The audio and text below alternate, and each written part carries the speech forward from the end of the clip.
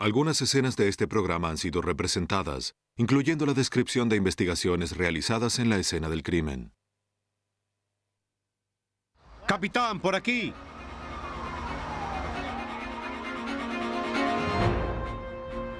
Dos asesinatos vinculados por extraños proyectiles. Pero relacionarlos con los asesinos parece un disparo en la oscuridad. Una mujer acusa a sus asesinos.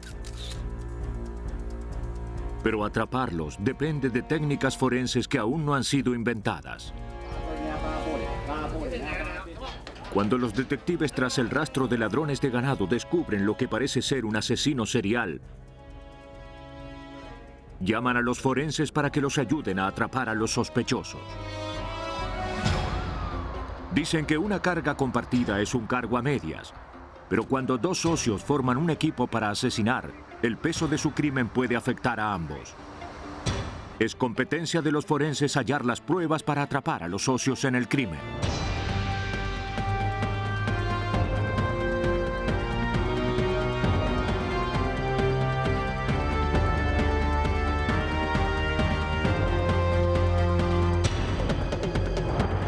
Los nuevos detectives.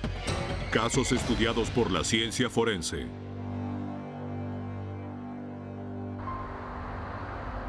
Hoy, socios en el crimen. El 19 de noviembre de 1989, a las 11:30 de la noche, en una de las calles principales de Trenton, Nueva Jersey, un transeúnte descubre un brutal asesinato.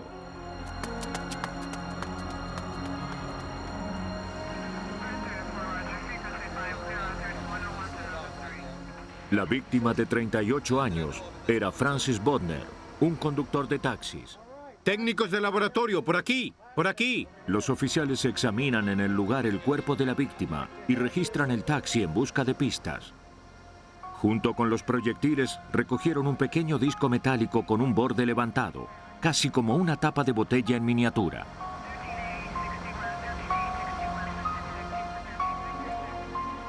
Fue un hallazgo inexplicable. El detective Michael Salvatore intuyó que esa era la clave para resolver el crimen. Cuénteme sobre el caso de anoche. Como nadie había visto antes ese tipo de proyectil, existía la posibilidad de que ese proyectil hubiese sido creado por un fanático, alguien que hace sus propios proyectiles. Hola, caballeros. Si eso era verdad, los proyectiles serían casi imposibles de rastrear, pero no serían los últimos que vería Salvatore. Solo 4 horas más tarde fue requerida su presencia en otro caso de asesinato. Un segundo conductor de taxi había sido acribillado. Willie Rogers, de 33 años, fue descubierto dentro del taxi que conducía para la compañía de taxis Diamond. Bien, ¿qué tenemos? Nuevamente los investigadores encontraron el mismo extraño disco de metal al lado del casquillo del proyectil.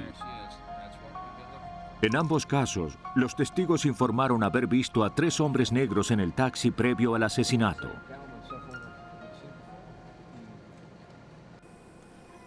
La evidencia técnica pronto reveló otra pista: una huella dactilar hallada en el frente de la puerta de pasajeros del primer taxi. El laboratorio forense del Departamento de Policía de Trenton envió la impresión al Centro Nacional de Impresiones Dactilares, una cámara compensadora de las evidencias dactilares de todo el país. El retorno de los resultados llevaría algún tiempo, y no existía garantía de que la huella en el taxi perteneciera al asesino. El médico forense del condado de Mercer realizó la autopsia al día siguiente. Es el proyectil. Bodner y Roger fueron asesinados por un único disparo en la parte posterior del cráneo, como una ejecución. Los ejecutores además dejaron esos extraños proyectiles. Para resolver estos asesinatos, la policía de Trenton dependía de la evidencia balística recogida en el lugar del crimen. Era todo lo que tenían. A las 11 de la mañana del día siguiente al asesinato de los conductores, la policía de Trenton remitió los proyectiles al laboratorio de la policía de Nueva Jersey, al capitán Mike Leisinger. Los proyectiles los sorprendieron tanto como al detective Salvatore, y Leisinger hacía 20 años que era perito en balística. Sus libros de consulta mostraron que la pequeña tapa de metal se llamaba gas check. El gas check era poco común, no es frecuente verlo entre las municiones comerciales. Era la primera vez que hallábamos un gas check desde que yo estaba en balística. Era algo único para nosotros. Se coloca un gas check en la base de la munición para evitar que el plomo se derrita o atasque en el cañón del arma. Mucha gente que fabrica sus propias municiones utiliza gas check, pero Leisinger decía que esos proyectiles eran fabricados comercialmente, aunque ninguna compañía en Estados Unidos los hiciera. Ahora tenía que determinar qué tipo de arma lo había disparado. Con ayuda del microscopio identificó el patrón de las ranuras alternadas y los espacios entre las ranuras o campos que quedaron en los proyectiles al salir disparados por el cañón. Estas ranuras son características de un arma, y los peritos en balística pueden utilizarlas para identificar el tipo de arma del que probablemente salieron los proyectiles. Leisinger determinó que las municiones gas check de Trenton tenían un patrón de 5 campos y ranuras con una torsión hacia la derecha. Le dijo a Salvatore que buscara un Taurus, un Ruger o un Smith & Wesson. Todos esos revólveres eran de uso común entre los criminales de Trenton.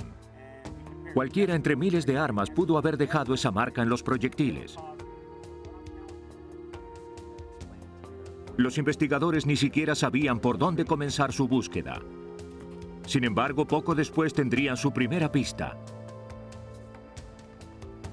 En la madrugada del 27 de noviembre, un llamado anónimo informó a la policía de Trenton que 2 de los pistoleros eran gemelos, llamados Ron y John Allen. El mismo día, más tarde, John Allen fue aprehendido por romper las ventanillas de un auto durante una riña callejera.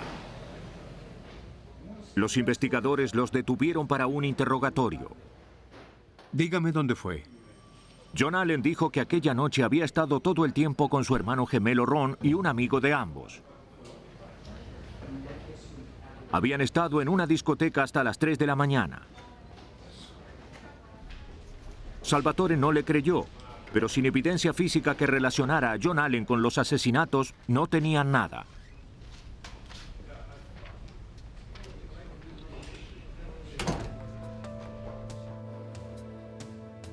Cuando las impresiones dactilares de John Allen no coincidieron con la hallada en el taxi, los detectives pensaron en su hermano. Tomaron las huellas dactilares de Ron del archivo perteneciente a un arresto previo. La policía de Trenton comparó las impresiones dactilares de Ron Allen con la hallada en el taxi. Eran exactamente iguales. Ron Allen había estado en el vehículo del hombre asesinado. No era suficiente para probar que había sido el asesino. Los taxis llevan muchos pasajeros por día, pero la concordancia les decía a los investigadores que estaban tras la pista correcta. Los detectives continuaron interrogando a amigos y enemigos de los hermanos Allen con la esperanza de hallar una falla en su coartada, cualquier cosa que pudieran utilizar. ¿Ken? En la calle todos sabían lo que estaba ocurriendo, pero desgraciadamente, en casos de homicidio en los que trabajé, las personas son bastante reticentes a dar información. La información que habían reunido seguía implicando a los hermanos Allen, pero estaba lejos de ser suficiente para arrestarlos. Michael Salvatore. Luego, en la noche del 20 de diciembre de 1989, un valiente testigo ocular dio un paso al frente. Usted está aquí por los disparos. Cuando la policía le aseguró que sería protegido, aceptó hablar. Contó que estaba estacionado justo detrás del taxi de la primera víctima durante el crimen. Vio cómo le disparaban a Butner por la espalda y oyó romperse el vidrio. Luego aceleró pasando al lado del taxi donde vio a 3 hombres registrando los bolsillos de Butner. Identificó a Ron y a John Allen como 2 de los 3 hombres que había visto en el taxi aquella noche. El cerco se cerraba sobre los hermanos Allen. Pero una simple impresión dactilar y el relato de un testigo no eran suficientes para lograr la sentencia máxima para estos presuntos asesinos. ¿Cree que es el segundo hombre? Los detectives necesitaban aún hallar una forma de utilizar las municiones de los asesinos en su contra. Es precisamente lo que se mencionaba al respecto. Obtuvieron la ayuda de un informante de la policía. Veamos, ¿qué tiene para mí? Es lo que le había mencionado. ¿Le interesa? Le dijo a la policía que los Allen habían intentado venderle armas y municiones hacía unas semanas y que los revólveres habían sido utilizados en 2 asesinatos. Déjame pensarlo. Bien. No se los compró. Volveremos a hablar, ¿sí? Sí, muy bien. Para probar la participación de los Allen, el detective Salvatore necesitaba dichas armas. Envió al informante para que las consiguiera. El informante arriesgaba su vida en ello. ¿Es su día libre? A los 2 días recibimos una llamada del informante. Tenía las armas. Le entregó los 2 revólveres y unos proyectiles que había comprado a los Allen. Hace poco fueron asesinados unos conductores de taxi. Salvatore remitió los revólveres al laboratorio de balística para compararlos con los proyectiles hallados en los taxis. Son del mismo calibre. Ambas armas tenían 5 espacios y ranuras con una torsión a la derecha. Ambas habrían podido disparar los proyectiles hallados en el lugar del crimen. Otra prueba determinaría si una de ellas lo había hecho en realidad. Se realizó una prueba de disparo con ellas. Las marcas en los proyectiles de los disparos de prueba de una de las armas coincidía con los proyectiles fatales. Los investigadores hallaron el arma que habían estado buscando, el revólver que había asesinado a Franz Wagner y a Willie Rogers. La policía obtuvo las órdenes de arresto contra los Allen. Los oficiales se dirigieron a los lugares que frecuentaban habitualmente. Encontraron a John Allen y lo arrestaron. Ron Allen llamó al detective Salvatore unas horas después, preguntándole por su hermano gemelo. Los detectives rastrearon la llamada. Mientras yo conversaba por teléfono con Ron, había 2 grupos de detectives en West Trenton apostados en diferentes lugares porque sabían que eran lugares que ellos frecuentaban y en los que probablemente estuvieran. En cuanto obtuvimos la información del operador telefónico, dimos el aviso a nuestras unidades en la calle, las que ingresaron a la casa y arrestaron a Ron Allen, que aún estaba al teléfono conmigo en el momento del arresto.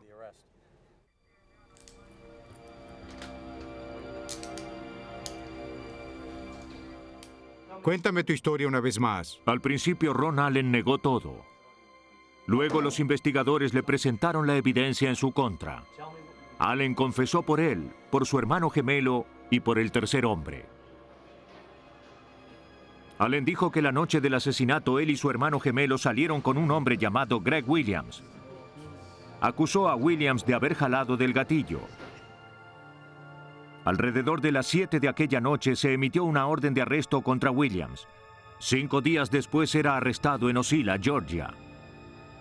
Pero Salvatore nunca estuvo convencido de que Williams fuera quien había disparado. El arma usada en el asesinato de los 2 conductores de taxi pertenecía a los hermanos Allen. Era un arma portada por ellos, la llevaban los hermanos Allen, por lo que era poco probable que Gregory Williams portara el arma y asesinara a los conductores. Creemos que fueron los hermanos Allen. El 10 de julio de 1990, Ronald y John Allen fueron declarados culpables por el asesinato de los conductores de taxi. El 16 de agosto fueron sentenciados a reclusión perpetua. Los gemelos Allen nunca podrían salir con libertad condicional. Por su participación en el crimen, Greg Williams también fue sentenciado a reclusión perpetua. Los gemelos Allen y Greg Williams asesinaron a 2 hombres por algo más de $100. Dinero que pensaban gastar en Nueva York comprando drogas que pensaban revender en Trenton. En la cárcel, los Allen se jactaban de robar y matar a los conductores de taxi, diciendo que eran un blanco fácil. Con la evidencia balística también lo fueron los Allen.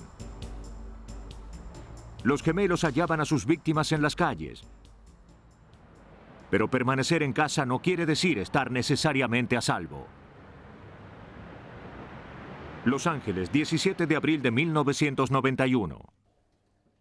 John. Aquella mañana, Marilyn Rush advirtió que algo estaba mal cuando su amiga John Dolly no se había presentado a trabajar. Hola. John jamás llegaba tarde. Además, su teléfono no respondía. Inquieta, Marilyn se dirigió a la casa que John compartía con su esposo Dennis para asegurarse de que todo estuviera bien. Aunque el auto de John no estaba en el garage, Marilyn entró para ver a su amiga. La encontró en la alcoba. ¿John? ¿John? ¿John? ¿John? Oh, por Dios.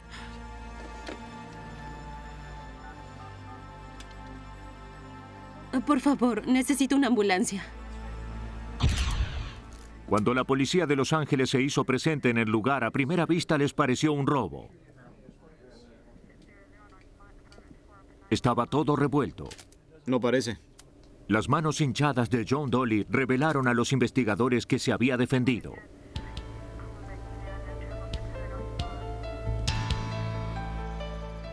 El vecindario de Dolly era blanco reiterado de robos y este parecía ser otro.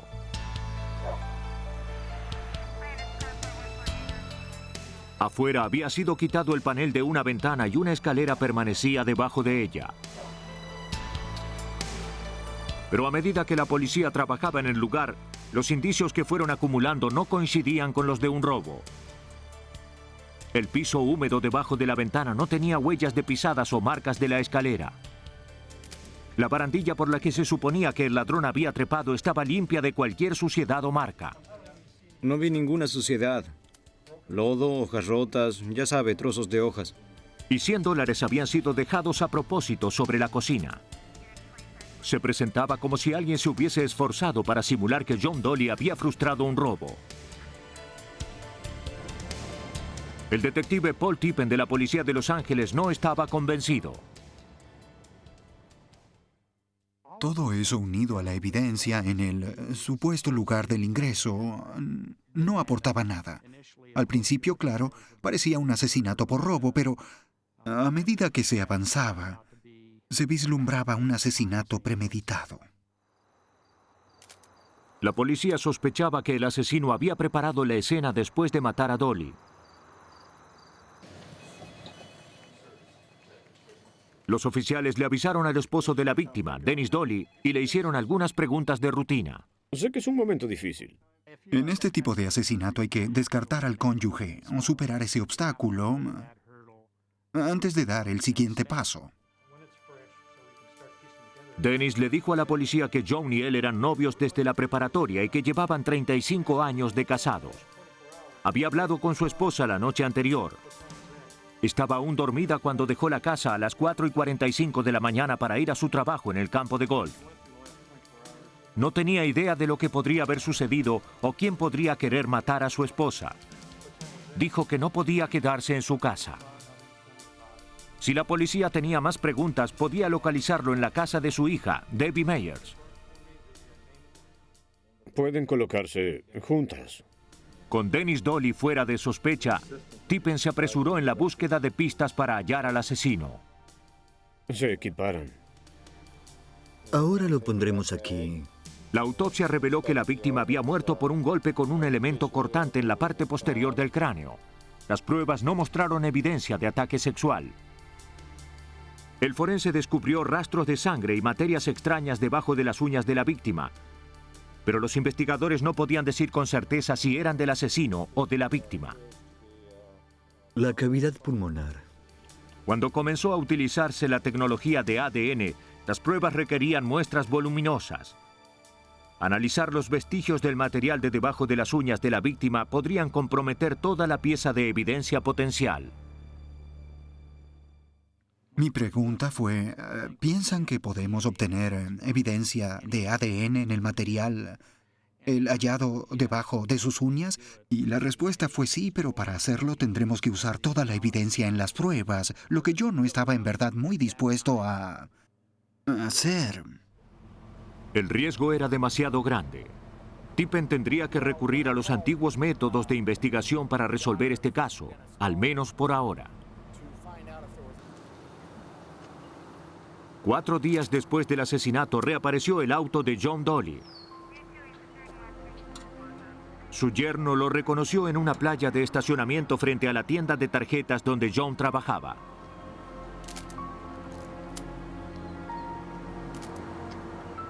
La policía halló sus llaves, pero ninguna pista útil.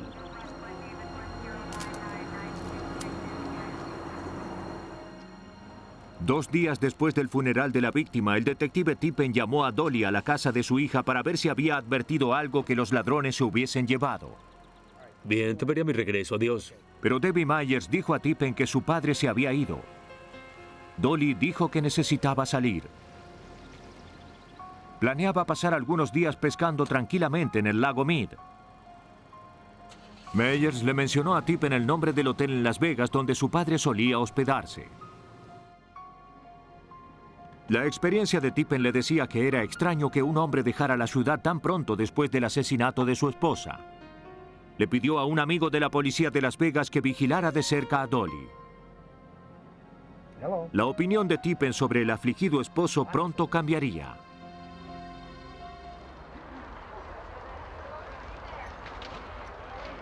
La investigación por el asesinato de John Dolly dio un giro sorpresivo cuando Dennis Dolly regresó de un casino de Las Vegas a las 3:30 de la mañana.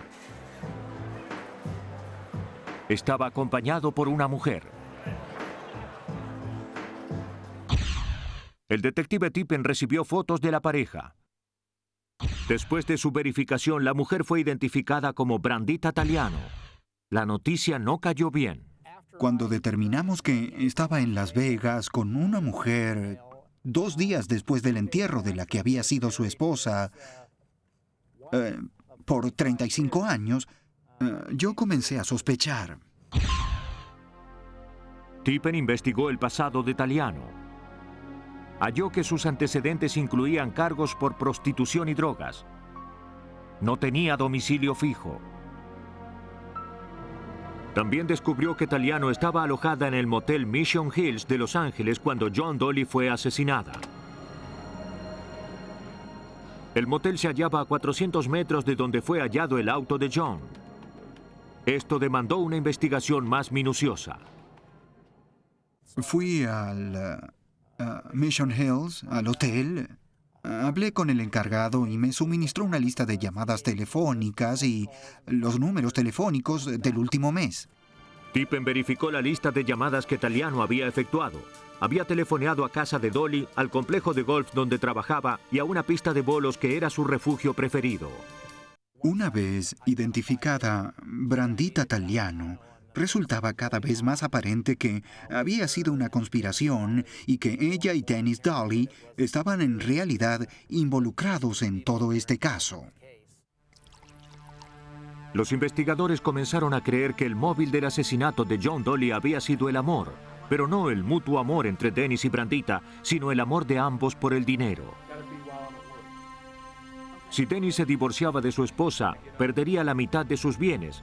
Además, John había heredado recientemente cerca de $100,000. La policía intuyó que Dennis Dolly era un hombre sospechoso y peligroso. Si él y Brandita se habían confabulado para matar a John porque Dolly quería todo su dinero, entonces ¿por qué querría compartirlo con Brandita? 14 a la derecha, ¿te parece bien? Había algo más respecto de Brandita también, a su situación, porque existía en verdad la posibilidad de que Dennis la asesinara para quitarla del medio. La evidencia contra la pareja era solo circunstancial. Los investigadores no tenían evidencia tangible que los colocara en la escena del crimen en la mañana del 17 de abril, pero sí suficiente como para llevarlos para un interrogatorio. Finalmente, las autoridades permitieron que se mantuviera vigilada a la pareja. Los detectives desarrollaron una estrategia teniendo en cuenta lo alejado del lugar donde se habían reunido. Tenían 48 horas tanto para procesarlos como para dejarlos en libertad. El riesgo estaba calculado. ¿Interrogatorios a la 2? Tippen sabía que no tenía la evidencia para procesarlos, por lo que apostaba a la posibilidad de que una vez detenidos se volviera el uno contra el otro. Acompáñame. Señor Dolly, por favor. Dennis admitió haber conocido a Brandita Taliano en la calle y básicamente era todo lo que admitiría. Estaba equivocado. Estaba relacionado con Brandita, era su amiga. Pero en cuanto al asesinato, No tenía nada que ver. Claro. Piense sobre lo que Seguro. lo llevó tan lejos. Estaré al lado. De acuerdo. Manténganlo vigilado. Taliano contó una historia diferente. ¿Cómo está, señorita Taliano? Unos pocos meses antes del asesinato de John, Taliano había estado cumpliendo una condena en la cárcel de mujeres de Los Ángeles. Hay algunos cabos sueltos. Mientras la visitaba allí, Dolly le pidió un favor. Le preguntó si conocía a alguien a quien pudiese contratar para un trabajo importante. Dedujo que se trataba de asesinar a su esposa. ¿Me describe su relación? Taliano le recomendó un hombre llamado Gary Ware. Debe saber que es bastante inflexible. ¿Sabe lo que me dijo? El trato de Dolly con Ware debió cerrarse cuando Taliano estaba en prisión. Dijo que Dolly nunca le había mencionado lo sucedido. Era una pista importante, pero los investigadores necesitarían mucha evidencia más para presentar cargos por asesinato. Y las 48 horas de Tippen se habían agotado. Las autoridades lo obligaron a dejar ir a Dolly y a Taliano. Bien, lo haré ahora mismo. Sí. Ware no era ningún santo. Un hombre con antecedentes criminales como los suyos era capaz de cometer un asesinato por encargo. Sus registros de llamadas revelaban que Dolly lo había llamado previo a la muerte de John, pero no después. De pronto lo teníamos allí, justo en medio de la escena, con llamadas telefónicas que le había hecho Dennis Dolly. Había que averiguar entonces por qué dichas llamadas habían sido hechas y hasta qué punto estaba involucrado. Hola, Gary Ware, ¿cómo está? Pero era difícil que un criminal como Ware cooperase voluntariamente con la policía. Tippen pasó un año intentando que hablara. Ante la presencia de un abogado, Ware finalmente admitió a las autoridades que Dolly lo había contactado con una interesante propuesta de negocios. Sí, yo... Los dos aceptaron encontrarse. Dolly quería que Ware matara a su esposa. Le daría a Ware $30,000 en efectivo y manifestó no importarle cómo lo hiciera, pero la quería muerta. Al principio, Tippen no comprendía por qué Ware se había implicado a sí mismo en el asesinato de John Dolly. Hasta que cambió de parecer. Tenía una sólida coartada. En la mañana en la que la víctima fue asesinada, estaba encerrado en la prisión estatal de Chino. La pista más prometedora de Tippen se desvanecía ante sus ojos. Después de haber pasado más de un año investigando el asesinato de John Dolly, el caso se enfriaba. Luego, el último día de febrero de 1994, el detective Paul Tippen recibió una llamada por la que había estado esperando mucho tiempo. Desde los tiempos en los que John Dolly había sido asesinada, la tecnología de análisis de ADN había evolucionado notablemente. Una nueva técnica permitía el análisis de incluso cantidades ínfimas de material genético. Ahora el laboratorio podía analizar fehacientemente solo una parte del material extraño hallado debajo de las uñas de la víctima, sin riesgo de echar a perder toda la evidencia. La nueva tecnología de análisis del laboratorio, llamada PCR, reacción de la cadena de polimerasa, estimula al ADN para que realice su función natural, duplicarse en forma continua. Un cuidadosamente controlado medio de químicos y calor funciona como una máquina copiadora genética. Colin Yamauchi es un criminalista de la policía de Los Ángeles.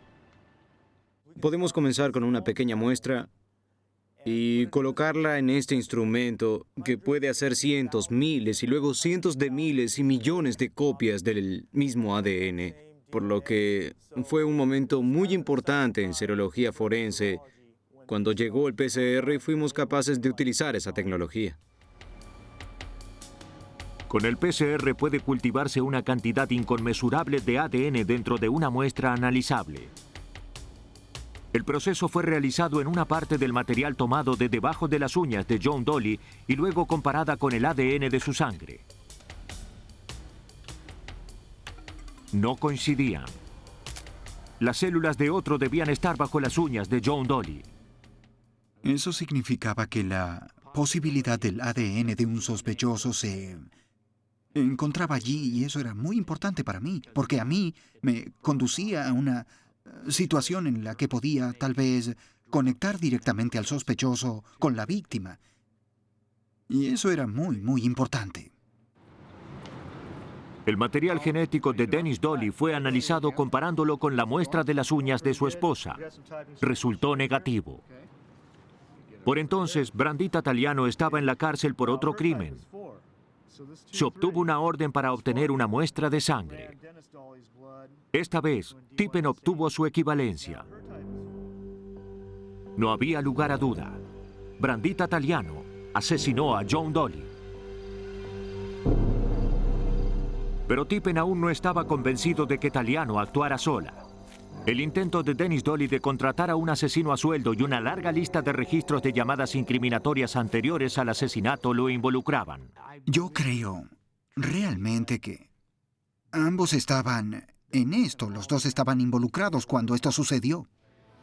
El jurado coincidió en que Dennis Dolly y Brandita Taliano habían conspirado y asesinado a John Dolly. Casi 4 años después de su muerte, sus asesinos fueron sentenciados a 25 años de reclusión.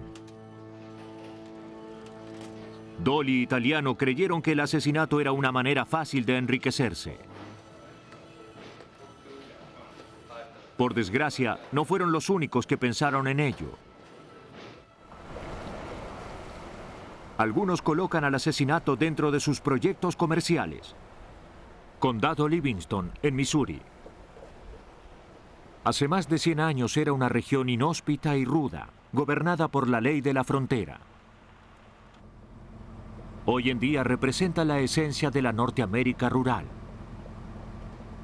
Ciudades antiguas, rodeadas de ranchos, un lugar donde los granjeros enfrentan los caprichos del clima y las realidades económicas. Aquí se cree en una retribución honesta por un trabajo honesto. Al menos es lo que creen muchos. Estará comprando los primeros 2 con la gente de aquí. En el mes de octubre de 1986, el alguacil del condado de Livingston recibió una llamada de una compañía de subasta de ganado. Un hombre llamado Dennis Murphy había entregado un cheque sin fondos por un total de $6,000 para comprar ganado. Pagó por el ganado, lo cargó en un remolque y luego desapareció. Aunque Murphy era extranjero, parecía que estaba trabajando para un granjero del lugar llamado Ray Copeland. Ray había asistido a la subasta y, aunque no compró ganado, proporcionó un remolque para el ganado que Murphy compró.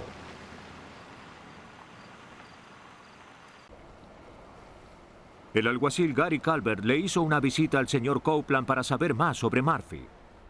Admitió conocer a Dennis Murphy y que Dennis había arrendado sus tierras para criar ganado y que, de hecho, le había vendido algunas vacas a Dennis y que Dennis también le había dado un cheque sin fondos. Este debería haber sido el final de la historia, excepto que un mes después Calvert recibió otra llamada sobre un truán que había comprado ganado entregando cheques sin fondos por unos $6,000. El estafador había vuelto a vender las vacas en efectivo y desapareció. Nuevamente Ray Copeland estuvo en el remate y era su remolque el que transportaba el ganado.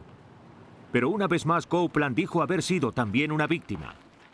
Precisamente 5 de ellos. Aunque debió haber sido verdad, Calvert tenía razón de dudar. Ray Copeland había sido arrestado muchas veces por defraudación con cheques. ¿Qué haremos? Vamos a tener que buscar algo mejor. Sin embargo, Calvert no tenía pruebas de que estaba involucrado. Ambos ladrones de ganado tenían antecedentes penales, entrando y saliendo de la cárcel en reiteradas ocasiones por delitos menores. Calvert supuso que habían intuido que serían arrestados nuevamente, razón por la cual desaparecieron. Todo lo que tenía que hacer era esperar. Pasaron 2 años sin que hubiera más problemas, cuando en octubre de 1988, Calvert tuvo noticias de otros 3 estafadores que entregaban cheques sin fondos por ganado. Era el tipo de delito que Calvert estaba acostumbrado a ver. Había habido 5 casos en 24 meses. Tenían que estar conectados. Cuando Calvert investigó sobre los 2 hombres que habían robado el ganado hacía 2 años, no encontró ningún registro de ellos. No habían vuelto a ser arrestados en ninguna parte. Calvert no podía creer que esos delincuentes menores se hubiesen transformado en ciudadanos modelo, pero no sabía a dónde se habían ido, o si Copeland podía realmente estar involucrado. Transcurrió otro año antes de que Calvert tuviera más información y no fue lo que esperaba. El 20 de agosto de 1989, una llamada anónima a la Asociación de Lucha contra el Crimen de Nebraska hizo que las autoridades vigilaran de cerca a Ray y Faye Copeland de Mooresville, Missouri. La persona que llamó dijo que había trabajado para los Copeland. Ray le había hecho comprar ganado con cheques sin fondo y luego había recibido amenazas de muerte. Dijo que no había sido la primera vez. Dio a entender que Ray era un asesino. Jack McCormick. El 6 de septiembre de 1989, solo 2 semanas después del llamado telefónico, fue hallado el autor del mismo. Jack McCormick fue sorprendido en las afueras de Salem, Oregon, durmiendo a un costado de una autopista. Cuando la computadora de la policía mostró que tenía una orden pendiente por defraudación con cheques en Missouri, fue extraditado. Cuando fue detenido, admitió ser el autor del llamado anónimo. Bien, Jack, tiene un pequeño problema con un cheque. McCormick dijo que Copeland lo conoció en un refugio de indigentes y lo contrató para que trabajara en su rancho. Después de haberse mudado a su casa, Copeland abrió una cuenta bancaria a su nombre para que pudiera comprar ganado. Parecía algo justo, pero la sospecha de McCormick creció cuando halló un armario lleno de ropa masculina que pertenecía a otro hombre del refugio. Algunas tenían su nombre escrito, algo común entre los vagabundos. $85,000. Durante los 15 días que vivió en el rancho, McCormick dijo que había hecho muchas adquisiciones de ganado para Ray y Faye Copeland. 639, 640, 640. Faye llevaba los libros. Pero pronto McCormick giró en descubierto y el alguacil del condado Sullivan emitió una orden para su arresto. Después de ello, el 10 de agosto de 1989, McCormick declaró que Copeland había intentado matarlo con un rifle calibre 22. Luego, por alguna razón, Copeland cambió de opinión. McCormick huyó del condado. Parece una historia de suspenso, pero el alguacil no podía descartarlo tan fácilmente. Luego sobrevino la acusación más severa de todas. McCormick dijo haber hallado un cráneo humano y el hueso de una pierna en el rancho Copeland. ¿Los tienen allí? Deben creerme, sé lo que estoy diciendo. Cuando sugirió que Copeland pudo haber asesinado a alguien, creímos conveniente echar un vistazo. Basado en lo que McCormick confesó a las autoridades, unido al hecho de que 2 de los ladrones de ganado habían sido vistos con Ray Copeland, el alguacil tenía pruebas suficientes para arrestar a Ray y su esposa Faye por el delito de defraudación con cheques. Se emitió una orden de registro para determinar si eran culpables de algo mucho peor aún.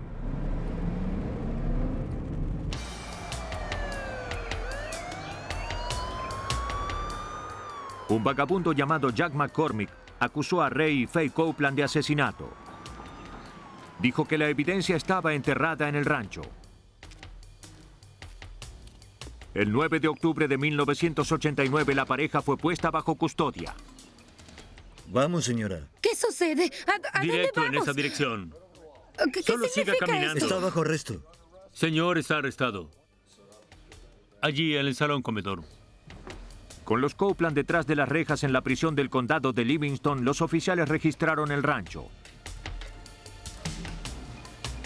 Hallaron elementos que parecían corroborar el relato de McCormick. Oiga, venga. ¿Por qué no incauta este rifle?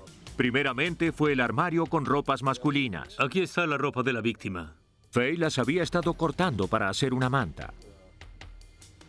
Algunas de las ropas tenían el nombre del hombre desaparecido en su interior, como lo había descrito McCormick. Los oficiales también hallaron una lista de nombres masculinos ocultos en un maletín. Incluía a los hombres que habían entregado cheques sin fondos. Los que se habían esfumado tenían una X a su lado. Continúe buscando. Si McCormick estaba diciendo la verdad y Copeland era un asesino, el alguacil Calvert tenía que hallar los cuerpos. Pero después de una semana de búsqueda, los oficiales no hallaron ningún rastro del hombre desaparecido. Mientras el rancho de los Copeland era registrado, los medios comenzaron a informar sobre el caso. El ranchero Keith Albright vio el informe y llamó al alguacil para contarle lo que sabía. Sí, soy el señor Albright de la carretera Layson. Albright había arrendado un rancho a solo 10 kilómetros del de Copeland. ¿Cómo está? Muy bien. Ray había efectuado algunos trabajos para él.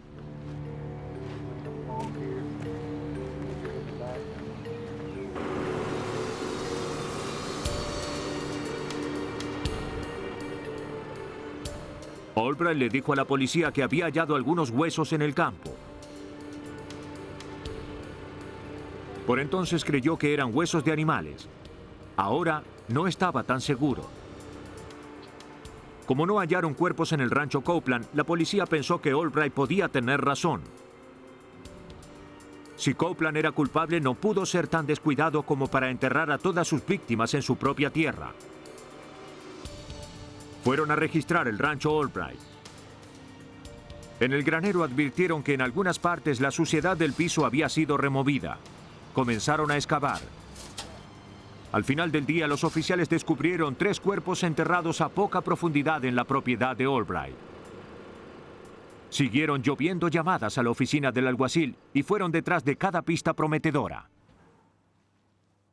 Bien, parece que hay algo aquí abajo.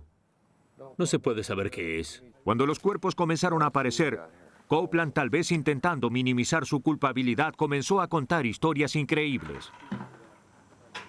Dijo que por casualidad había oído a unos extraños hablar sobre deshacerse de un cuerpo por los alrededores. Los investigadores hallaron el cuerpo de uno de los vagabundos desaparecidos. Pero las mentiras se vuelven contra quien las dice. El descubrimiento comprometió a Copeland más aún. Muy bien, déjenlo aquí. Se intensificó la búsqueda en ese rancho y una quinta víctima fue hallada debajo de fardos de heno.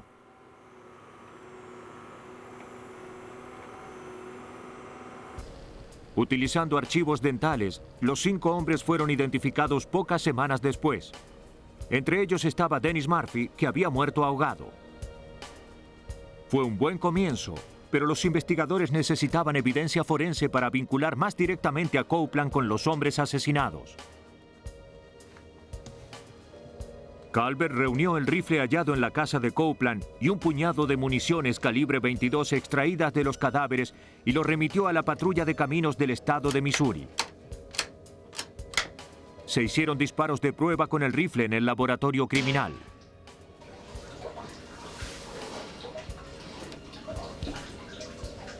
Debió dejar su marca particular en los proyectiles al ser disparados a través del cañón.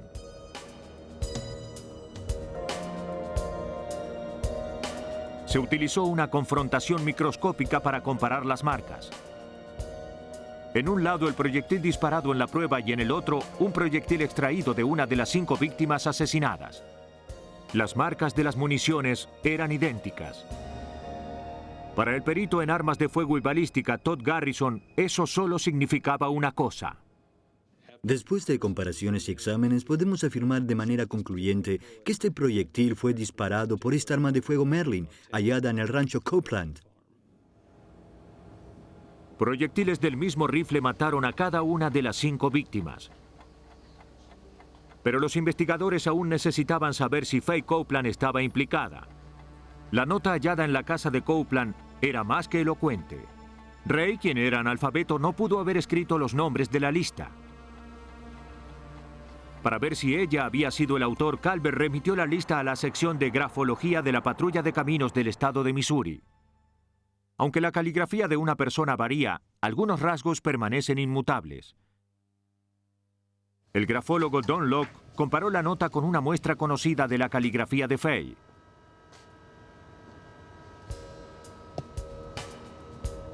Advirtió varias características particulares.